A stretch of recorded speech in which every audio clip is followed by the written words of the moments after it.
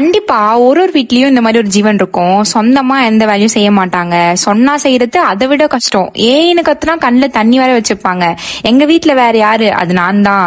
Night 10 மணி வரைக்கும் எங்க அம்மா சுபானு போனை வைன்னு என் பக்கத்துல இருந்தே சொல்லிட்டு இருந்தாங்க. கேட்டாதானே, அடுத்த மாசம் வர பர்த்டேக்கு நான் இப்ப ஆன்லைன்ல ட்ரெஸ் தேடினா கூட பரவாயில்ல, மேடம் பெரிய இவ மாதிரி பின்னன் ட்ரெஸ்ல போய் டிசைன்ஸ் கேக்குது. எங்க அம்மாவும் பார்த்தாங்க. அப்படியே அந்த கையை வச்சு பொத்துன்னு ஒரு குத்து குத்துனாங்க. அப்பா இன்னும் வரைக்கும் வலிக்குது. அதுக்கப்புறம் தான் அந்த போனை வச்சனே. நான் சொன்னா கேட்க மாட்டேன். அதுக்கு அவங்க பண்றது கரெக்ட் தான். ஆனா என்ன பண்றது, வலிக்குது.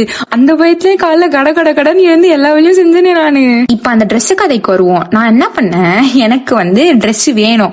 ஆனா என்ன நான் பண்ணுவேன்னா, பிலோ 400 பிலோ 300 போடுவேன். இல்லைன்னா லோ டு ஐன்னு போடுவேன். அந்த மாதிரி எப்படி ட்ரெஸ் கிடைக்கும்? கிடைக்கவே கிடைக்காதுல. தெரியும், நைட் லேட்டா தூங்குனதுக்கு காலைல மட்டும் நான் எழுந்துக்கலன்னா எங்க அம்மா ஒரு பத்திர காளி ஆட்டம் போட்டுருவாங்கன்னு கடகடன் எழுந்து எல்லா வேலையும் செஞ்சுட்டேன். ஒரு 6:30 மணி போல எல்லா வேலையும் முடிச்சுட்டு கடைக்கும் கிளம்பிட்டேன். கடைக்கு கிளம்புறதுக்கு முன்னாடி ஒரு திட்டத்தனம் பண்ணிட்டு கிளம்பினேன். என்னன்னா, வேக வைக்காத கார்ன் எங்க அம்மா நேத்து ஒண்ணு கொடுத்தாங்க. அது அவங்களுக்கு தெரியாம அதை ஃபுல்லாத்தையும் உரிச்சு எடுத்து ஃப்ரிட்ஜ்ல ஒலிக்க வச்சுட்டு போயிட்டேன். நாளைக்கு என்ன பண்ணுவேன், அவங்களுக்கு தெரியாம அதை வேக வச்சு செஞ்சுட்டு அவங்க இல்லாத போது எங்க வீட்டுல போட்டோ எடுத்து வாட்ஸ்அப்ல அனுப்பேன். அவங்க கடையில இருந்து பாத்துட்டு இருப்பாங்க.